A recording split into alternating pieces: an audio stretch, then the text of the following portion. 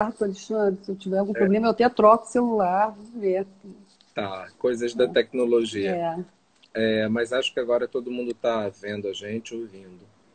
Me parece que não tem problema nenhum. Bom, então eu vou começando, porque a gente tem um prazo de 1 hora, né? Que é o tempo da live. Eu quero muito agradecer o convite do Fórum Campo Lacaniano de Niterói, que é um fórum que eu fiz parte um tempo, assim, e respeito muito, muito. É um grupo de pessoas que trabalham infinitamente, assim, para manter esse polo de pensamento e transmissão aqui em Niterói.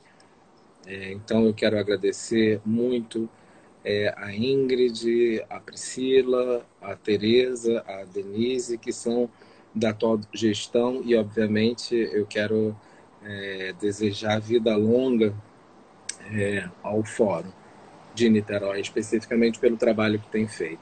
Quero agradecer a presença de vocês, obviamente, por estarem aqui agora, e agradecer também, claro, a presença da Gilda Pitombo, que é Eu minha que agradeço. parceira aqui nesse trabalho.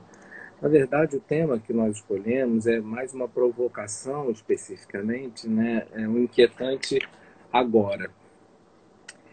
E esse tema, esse título, ele já poderia, para nós, levantar uma questão, né, que eu acho importante, ou algumas questões que eu traria aqui para vocês, né? Acho que a primeira e a mais contundente, me parece, é se o agora, por si só, já é inquietante.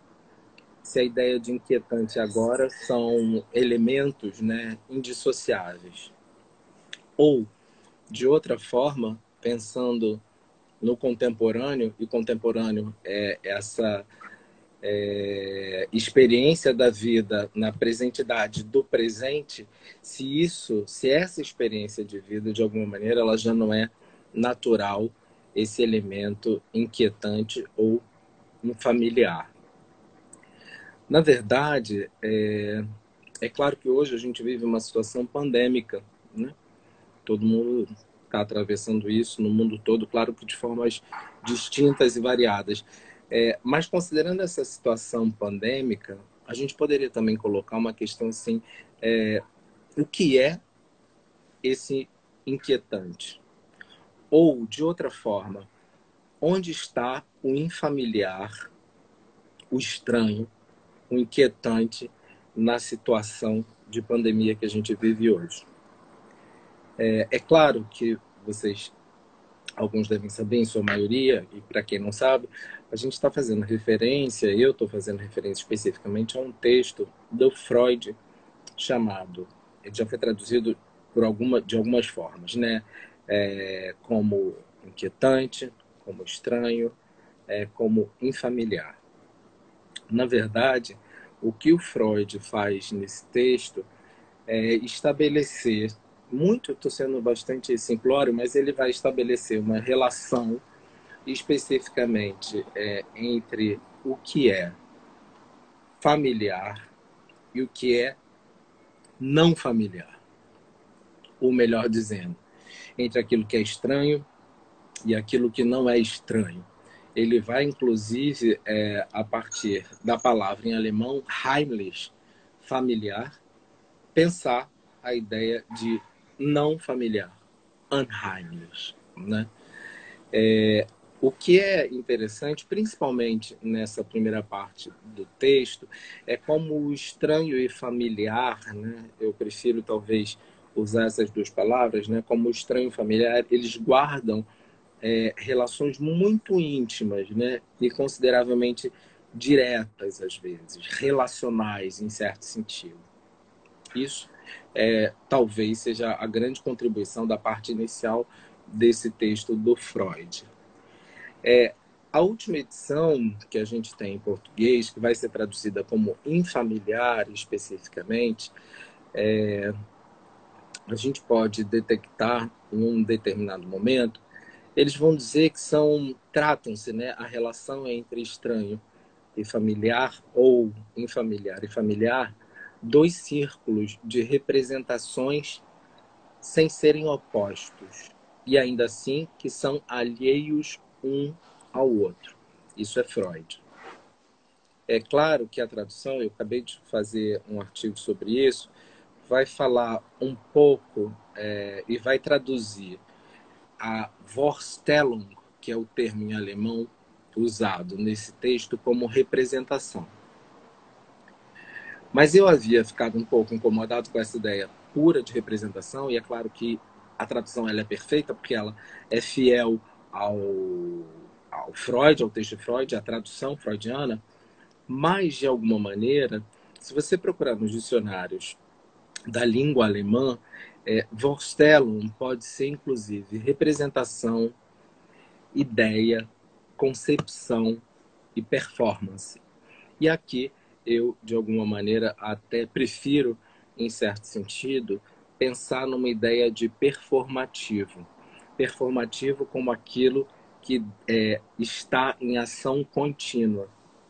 Então, muito tranquilamente, a gente pode pensar, a partir desse trecho do Freud, que a relação entre infamiliar e familiar seriam dois círculos de ação contínua que, em certo sentido, não são opostos, mas também não são alheios um ao outro. É como se houvesse uma relação bastante complementar, né? Uma relação muito específica de aproximação e distanciamento. Agora, sobre o Covid, assim, o que é inquietante, né? O que nos traz de inquietação também como questão? No jornal Le Monde de ontem, um pesquisador chamado Didier Fassin, ele é um médico, ele é um antropólogo e sociólogo. Ele levanta algumas questões que parecem importantes para a gente aqui agora. Já indo além, né, um pouco dessa inquietação e dessa não familiaridade. O Didier Fassin, ele é titular da cadeira de saúde pública no Collège de France, que é uma instituição renomada de pensamento para o mundo, né? Então, em um determinado momento, perguntam para ele se estávamos ou se estamos focalizados demais na pandemia, o que é uma pergunta já bastante curiosa e urgente. E ele diz assim: parece que nós estamos mergulhados em um turbilhão presentista e autocentrado. Eu acho que isso já é uma afirmação, curiosamente, familiar para nós pensarmos. Essa relação de uma existência de um presente em turbilhão e extremamente autocentrado. Bom, é claro que se a gente considera, no caso do Brasil, e a gente tem que trazer isso para o Brasil de agora, né? Uma minoria, eventualmente, né? Uma minoria que se diz maioria branca, hétero, machista, né? E fetichizada por um certo capitalismo neoliberal, por um sistema neoliberal, a gente pode se perguntar aqui, de alguma maneira, se em algum momento essa forma de presentificação clichê quase, mas oligárquica no Brasil, esteve distante daquilo do que ele se refere como um turbilhão presentista, com aspas, e autocentrado. Isso é uma pergunta. Mas eu acho que tem uma pergunta para a gente fazer, assim, além da questão histórica, há uma diferença? Bom, a gente tem agora, claro, a pandemia, nós temos o vírus e as mortes. É claro que isso faz uma completa diferença no panorama que se descortina. A pergunta é: faz diferença? Ou, de outra forma, o que auxiliou na potencialização dessa angústia ou dessa relação infamiliar e familiar? Alguns elementos que a gente pode considerar aqui. O isolamento, a impossibilidade de deslocamento, o medo e a morte. E aí, agora, eu estou citando de novo o Didier Fassin, do Le Monde de ontem. Ele diz assim: tivemos a impressão, provocada pelas mídias e pelos políticos, que a única coisa digna de interesse no mundo era a nossa relação com a pandemia. Fecha aspas. Bom, e aí, se eu levantei alguns itens que causam essa relação de estranhamento, de inquietação, a gente pode relembrar, porque eu acabei de citar: o isolamento, a impossibilidade de deslocamento, o medo e a morte. Não sendo ingênuo, não seria tão difícil compreender que existe uma quantidade e uma parcela gigantesca da população mundial que sempre viveu nessas condições. Bom, se a gente precisa de exemplo, o povo negro nas comunidades, a população indígena, a população LGBTQ, ou aquilo que o próprio autor nos lembra: a guerra na Síria, a fome no Afeganistão, os muçulmanos reprimidos na Índia, africanos apodrecendo no mar Mediterrâneo. Então, o que parece que nos interessa nessa clausura, nessa lógica de clausura pandêmica, é o que ela nos afeta em nós. Mas a pergunta que é importante fazer agora é assim: nós quem, cara pálida? Essa é a questão. E ele continua dizendo, só para vocês entenderem, a partir do texto do Freud e das questões que eu penso, a partir inclusive da tradução, peguei esse texto dele para pensar um pouco a palestra de hoje. E eu vou citar mais uma parte dessa reportagem bonita. Ele diz assim: toda a economia da nossa atenção é absorvida. Esse é um paradoxo notável. No momento em que um fenômeno global está afetando todo o planeta, nossa visão do mundo encolheu como nunca antes. Nós nos tornamos míopes. E aí, tem duas coisas que me interessam aqui. E eu não há. Só lembrando, ele é o titular da cadeira de saúde pública do Collège de France. Duas coisas eu acho que são importantes trazerem aqui. Primeiro, a economia da nossa atenção, que é um termo que ele usa bastante curioso, bastante específico, e a ideia de miopia, né? Na verdade, trocando um pouco de forma muito simples, miopia é uma visão curta, é uma visão não nítida, né? E é legal lembrar que o texto do Freud, ele está, obviamente, se relacionando com o Homem de Areia, do Hoffmann, que conta um trauma, né, e um fantasma, de alguma maneira, de uma criança, inicialmente, com alguém que viria lhe arrancar os olhos. Nesse caso, seria também, pensando na miopia, de alguma maneira, pensar na relação de aproximação e distanciamento entre esse infamiliar e o familiar no nosso próprio olhar.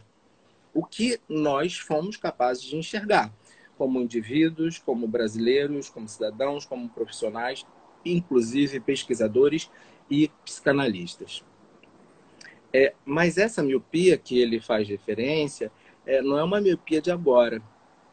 Nós estamos mais míopes do que antes, no sentido de olharmos de forma mais encurtada para uma situação que nos chega à porta, à casa, à vida da gente. Será que, de fato, é o real da morte violenta de alguém próximo que termina por nos exigir uma certa ideia de prolongamento dessa visão? Será que é só isso? A familiaridade dos mortos, por exemplo? E uma outra coisa que ele diz que me chamou bastante atenção é a ideia de economia da atenção. Ou seja, eu acho que é o momento de nós nos perguntarmos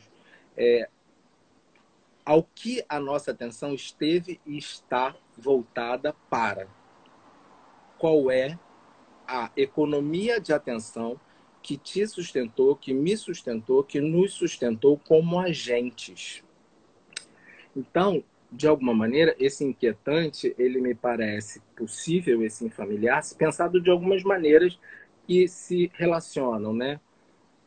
A nossa familiaridade temporal, de pouca responsabilidade diante de outrem,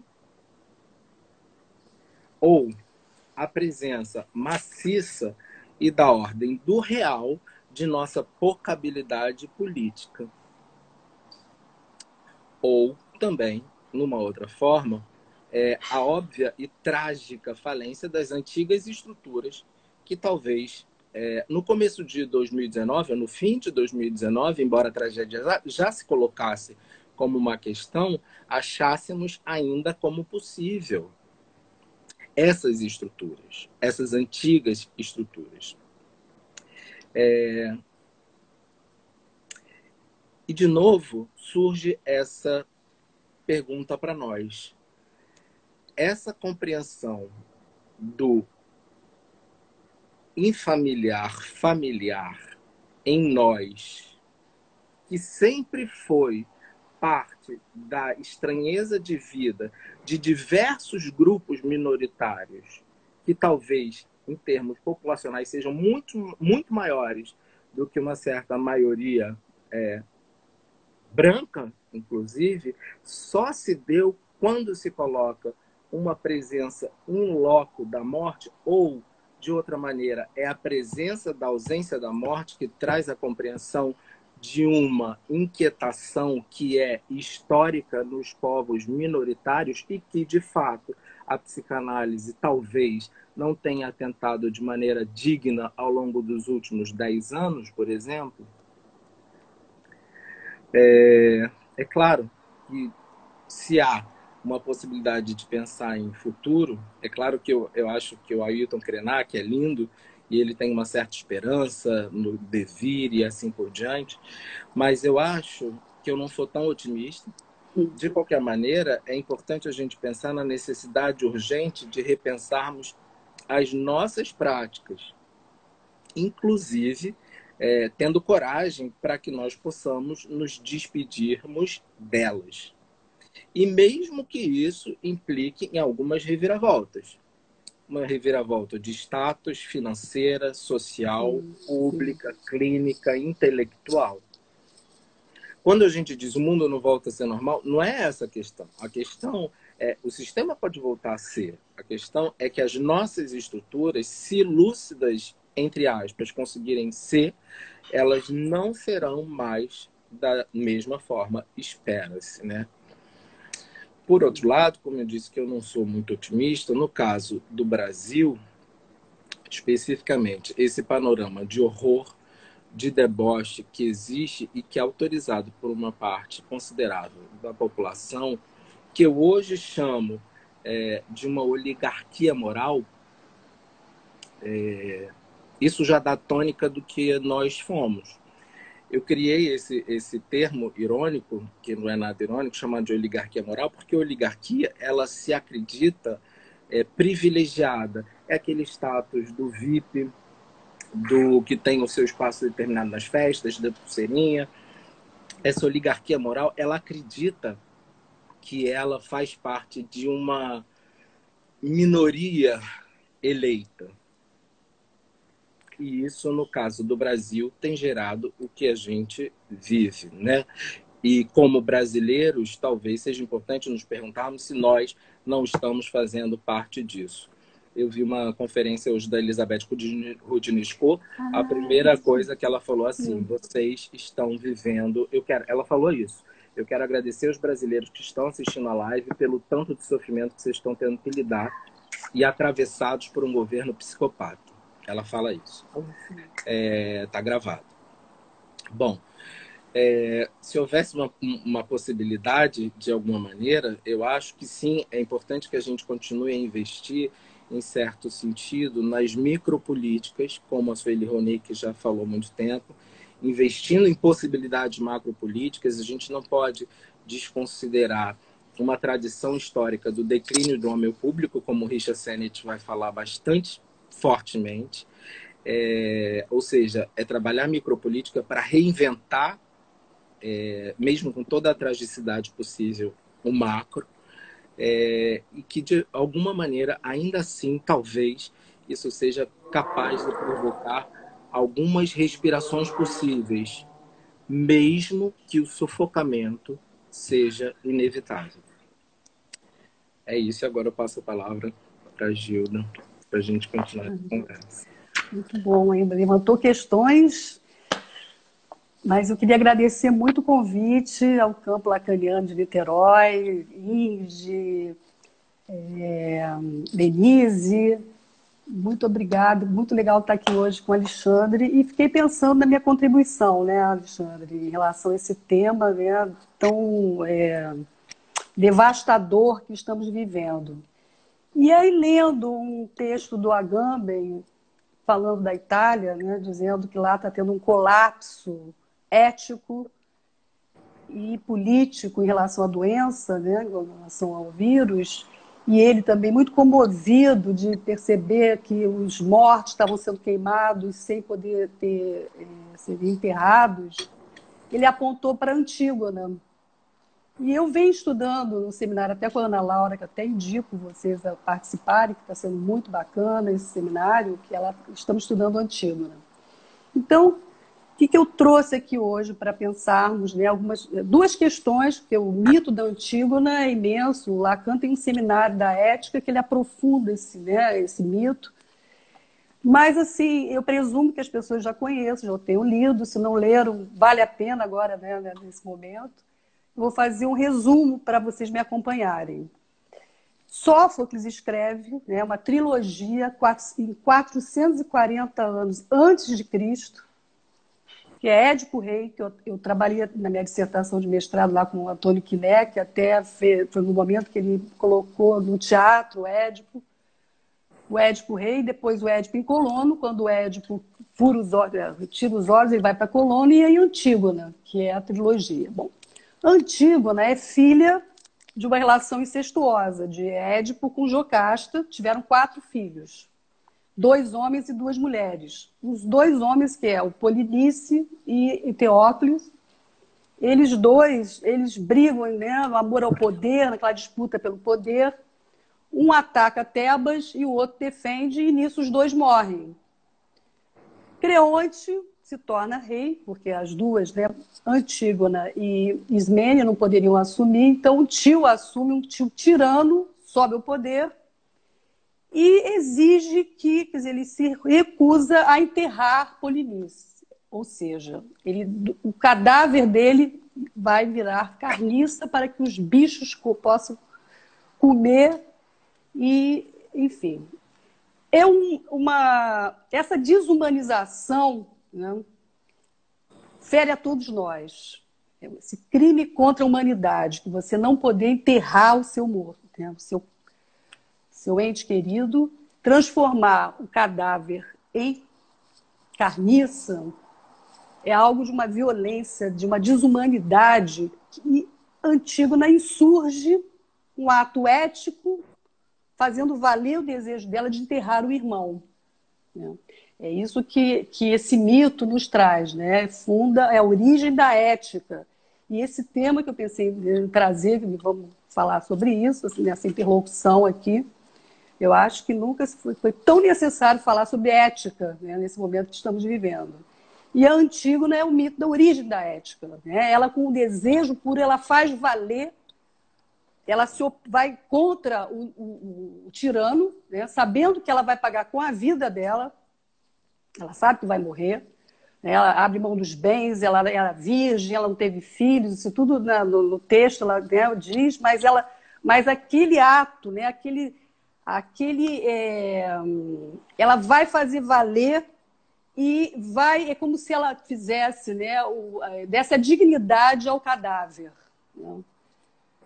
E sabemos na psicanálise, né, o Lacan vai dizer assim, algo precioso em relação a esse tema da importância do cadáver, né, a diferença entre um cadáver e a carniça. Né? O cadáver, ele diz assim, sabe, preserva o que dava ao vivente o caráter. Permanece como corpo, não se transforma em carniça. O corpo que era habitado pela fala. Né? O cadáver ele faz parte da linguagem. Não se transforma em carniça.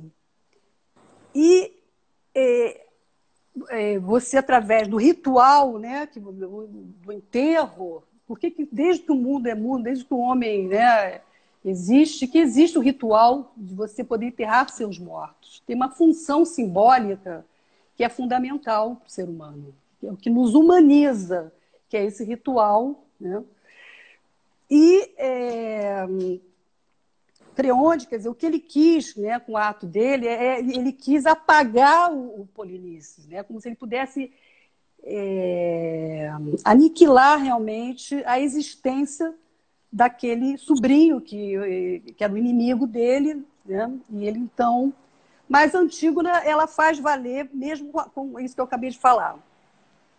Agora a lápide, ela tem uma função importantíssima, porque é testemunho de uma vida, né? Quando você enterra o seu morto, quando tem esse ritual, você, por exemplo, Clarice Lispector, eu estava lendo, né, porque a gente vai fazer uma outra live sexta-feira com Clarice Lispector, né, que o Carlos Eduardo Leal vai falar. Na lápide está escrito: dar a mão a alguém foi sempre que esperei da alegria. E parece que na hora que ela estava morrendo, ela pede realmente a mão a uma amiga dela. E, quer dizer, essa inscrição na lápide ela é da maior importância, porque você pode simbolizar esse real da morte. Quando nós não podemos, quando nós não conseguimos acessar isso, retorna, né? Tem algo da libra de carne que o sujeito vai pagar, que é estrutural. Então, essa simbolização ela se faz muito assim, necessária mesmo, e nos dias de hoje não estamos podendo enterrar os nossos mortos. Né?